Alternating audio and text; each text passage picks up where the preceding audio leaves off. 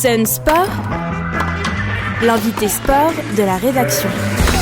Le jeudi à 7h40, on parle de sport avec Marianne Buron et ce matin on parle de touch rugby. Bonjour Marianne. Bonjour Guillaume, bonjour à tous. Ce matin je reçois Cécile Magne, coach et joueuse des Arrows Nantes Touch. Bonjour Cécile. Bonjour. Merci d'être avec nous. Alors, on va parler de touch rugby. Est-ce que tu peux commencer par nous présenter la discipline ?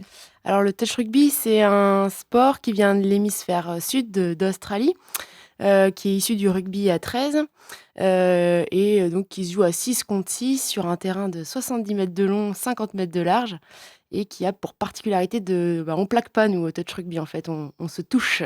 C'est ça, c'est la principale différence avec le rugby à 13. Voilà, le rugby à 13, il y a du plaquage, il y a du contact, alors qu'au touch, on va pas avoir le plaquage, on va juste arrêter la progression de l'adversaire par un touch avec le minimum de force nécessaire. Alors le rugby, c'est un sport qui se décline du coup dans plusieurs sous-disciplines, on va dire. Donc Oui. le rugby à 13, le touch rugby, avec le rugby à 15 aussi. Oui. Quelles sont les similitudes et les différences ? Est-ce que tu retrouves aussi du rugby dans le touch rugby ? Oui, alors même s'il faut se dire que c'est pas le même sport, on a quand même un ballon ovale, une ligne d'essai, donc on marque des points en marquant des essais, et puis on se fait des passes vers l'arrière. Donc on retrouve quand même des fondamentaux du rugby. Et puis après, il y a la prise d'intervalle pour essayer d'amener le ballon derrière la ligne d'essai, quoi. Alors le fait que ce soit un sport sans contact permet que le sport soit mixte. Exactement, c'est une des grandes spécificités de ce sport, c'est qu'on peut jouer en mixte, et notamment en mixte, il y a 3 garçons sur le terrain et 3 filles sur le terrain. Obligatoirement ? Obligatoirement. Alors on peut avoir on peut avoir 4 filles, 5 filles, il faut qu'il y ait minimum un homme et maximum 3 hommes en fait. La vraie règle c'est ça. Et après on est à 6 dans notre équipe, quoi. C'est quelque chose que vous arrivez à faire dans ton club à Nantes ? Alors nous, dans notre club à Nantes, il joue vraiment, on essaye de développer le mixte justement. On est assez nombreuses en filles et c'est la catégorie dans laquelle on s'épanouit le plus, nous, dans notre club, oui. Qu'est-ce que ça apporte le fait d'avoir des garçons et des filles sur le terrain en même temps ? Bonne question. C'est assez intéressant. Pour les filles, en tout cas, moi, en tant que fille, avoir un côté un peu masculin ça, c'est sympa au niveau des entraînements, même dans les matchs, même dans les déplacements. C'est une richesse supplémentaire, en fait, en termes de contact humain, quoi. Et est-ce que ça change le rapport au sport ? Est-ce qu'il y a plus de... Par exemple, on va dire les filles, elles sont plus intelligentes, c'est plus stratégique, ou est-ce que ça se complète vraiment sur un terrain ? On se complète.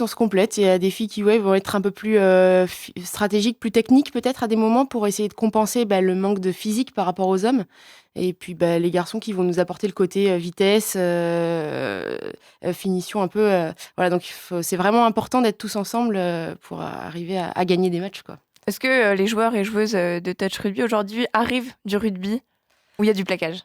Oui, je sais pas trop les proportions, mais je dirais à peu près moitié-moitié. Il y a beaucoup de rugbyman qui se reconvertissent parce qu'ils peuvent plus justement plaquer, enfin être avec le contact. Mais c'est difficile pour eux parce que c'est pas le même sport, quoi. Mais bon, c'est effectivement. C'est ce que je voulais. Voilà, c'est Ouais. pas trop compliqué d'arriver à un sport où du coup il y a plus de plaquage. Alors leur avantage, c'est qu'ils ont toute la technique de passe et de prise d'intervalle, et puis de marquer des essais, de plonger. Et après, le défaut, du coup, ils ont du mal à reculer, ils ont du mal à.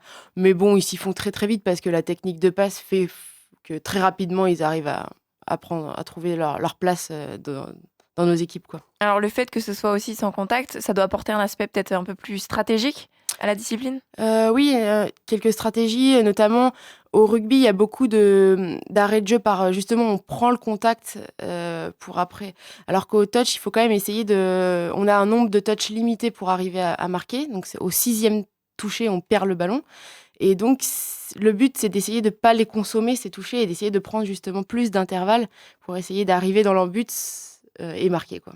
Alors le touch rugby, ça fait partie des sports un petit peu confidentiels en France. C'est un sport qui est en plein développement.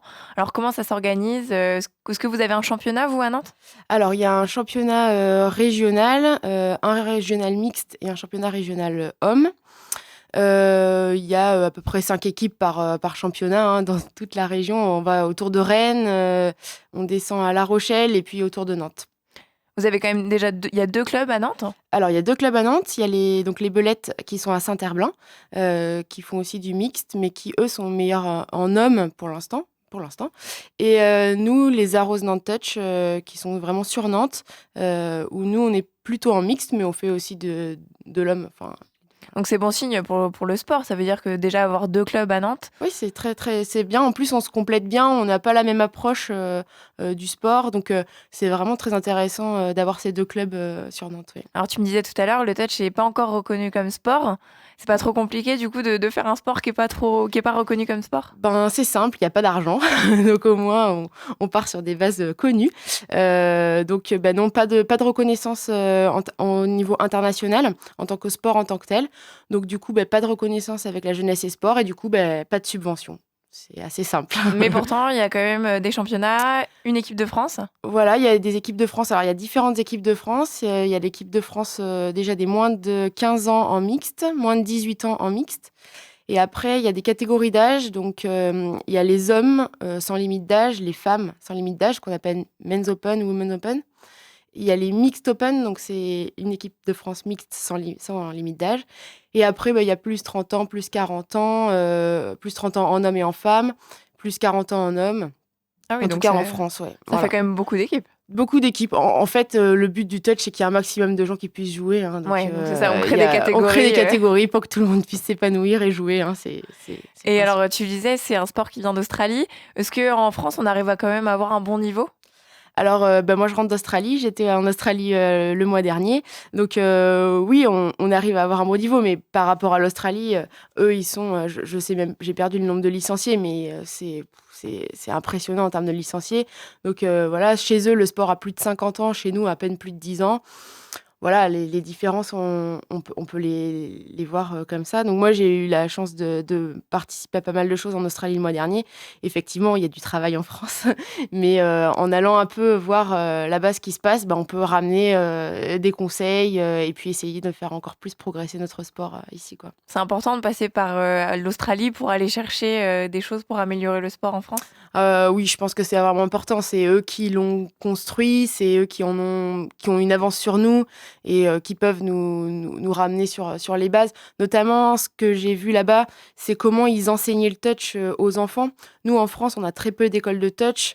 On en a, je vais dire 5, alors je me trompe peut-être de nom, mais en gros, on a 5 écoles de touch en France et c'est par là que ça va passer. Donc, nous, en allant chercher un peu comment ils enseignent aux enfants, comment ils progressent avec les enfants, on va pouvoir le ramener et pour les enfants. En fait, moi, j'entraîne aussi l'équipe de France moins de 15 ans en mixte. Et du coup, on va arriver à ramener ça et du coup faire grandir nos enfants avec des bases australiennes, quoi. Et quand ils vont être adultes, ça va se Et puis ça doit ressentir. être un sport intéressant pour les enfants, d'apprendre à se contrôler, où c'est de toucher, où Ouais. il y a quand même une stratégie. Ah, c'est sûr que c'est un sport d'avenir, c'est un sport qui peut être facilement enseigné en scolaire. Quand on va avoir cette reconnaissance, qui va passer soit par une reconnaissance en tant que telle, soit par une autre fédération, euh, ben, dans les écoles, ça va être super parce que c'est un sport qui peut se pratiquer sur l'herbe, mais aussi dans un gymnase. Et donc, c'est ce qui va trouver son intérêt. Ouais, c'est assez modulable, donc c'est forcément intéressant. Tout à fait. Alors, comment on en vient au touch rugby? Comment toi, tu y es arrivé? Alors moi, je suis issue d'une famille très sportive et d'une famille de rugbyman. Donc j'ai été élevée au bord d'un terrain de rugby à 15. Et puis étant une fille, je me suis après plutôt dirigée vers l'athlétisme parce que le rugby, mes parents étaient quand même pas très enclins à ce que je continue le rugby. À la fac, j'ai refait du rugby à 15. Et puis en arrivant à Nantes, avec le travail, le contact au rugby, je me suis dit que c'était un peu plus compliqué de continuer. Et du coup, j'ai découvert le touch et ça, j'ai trouvé que c'était vraiment le bon compromis entre le sport que j'aime, qui est quand même le rugby à 15, et puis un travail, une vie professionnelle, quoi, tout simplement. Ouais, pas de risque, en tout cas moins de risque de blessure. De blessures, d'hématomes, de bleus, de cocards. Enfin bon, quand on fait un sport co, il y a toujours un risque de Tout à fait. bleu, Le hein. risque zéro n'existe pas, ça c'est sûr. Ouais. Alors, comment le club est né à Nantes? Comment le touch est arrivé à Nantes? Tu le disais, ça fait une dizaine d'années que le touch est en France. Ouais. Alors, c'est Ludovic Mocard, qui est l'ancien patron du Webelis et maintenant qui s'occupe du White Shelter sur Nantes, qui a ramené ce sport et qui a développé le premier club à Nantes, et puis après le deuxième, et puis les choses se sont enchaînées. Alors, j'étais pas là au début du touch à Nantes, je suis arrivée en cours de route, donc je me prononcerai pas trop sur exactement, mais en gros, c'est grâce à lui qu'on joue au touch actuellement sur Nantes. Et comment on arrive à développer un sport comme ça qui est en développement? Comment on fait plus pour le développer? Pour le développer, on essaye de faire un peu de publicité. C'est beaucoup de bouche à oreille au début, hein, beaucoup de bouche à oreille. Ludo, avec le Webelis, a été un grand pourvoyeur de joueurs parce que c'était une plaque tournante. En fait, c'est là où on se rencontrait, c'est là où on découvrait le sport et c'est lui qui faisait beaucoup de choses. Et puis maintenant, voilà, c'est beaucoup de bouche à oreille et puis on essaye bénévolement toujours de faire de la publicité, d'essayer de montrer que ce sport est intéressant. Et puis l'avenir, ça va être l'école de touch, il n'y a pas de souci, mais bon, il faut qu'on ait le temps, les moyens humains. Vous n'avez pas encore d'école de Nous, touch à Nantes, non. Non. Non, il faut du temps, quoi. Il faut quelqu'un qui Ouais. s'y mette. Mais c'est en projet, mais pour l'instant, ça reste dans les cartons. Ouais. Alors, est-ce qu'on peut venir vous voir jouer à Nantes ? Est-ce qu'il va y avoir une journée de championnat bientôt ? Bien sûr. Déjà, nos entraînements, c'est le mardi soir pour les débutants de 20h à 22h à la plaine des Jeux de Sèvres, pas loin de l'île de Nantes. Il y a possible. Pour y aller, c'est pas compliqué. Puis après, pour le retour, faut pas avoir peur. On a toujours quelqu'un qui ramène. On s'entraide. Et sinon, c'est le jeudi de 20h à 22h pour les plus confirmés. Et après, là, dès samedi, là, il y a un plateau. Alors, les Arros jouent pas vraiment, mais si vous voulez venir voir du touch, c'est sur le complexe Mangin-Beaulieu, le terrain synthétique. C'est à 16h30. Il y a 3 matchs d'affilée. Il y aura des filles qui vont jouer contre des garçons. Et voilà, si vous voulez venir découvrir ça, il n'y a pas de souci. Voilà, merci beaucoup Cécile d'avoir été avec nous ce matin. Et merci beaucoup à Marianne Buron. On rappelle que cet entretien est à retrouver très vite sur le site de Sun ou www.lesoinic.com.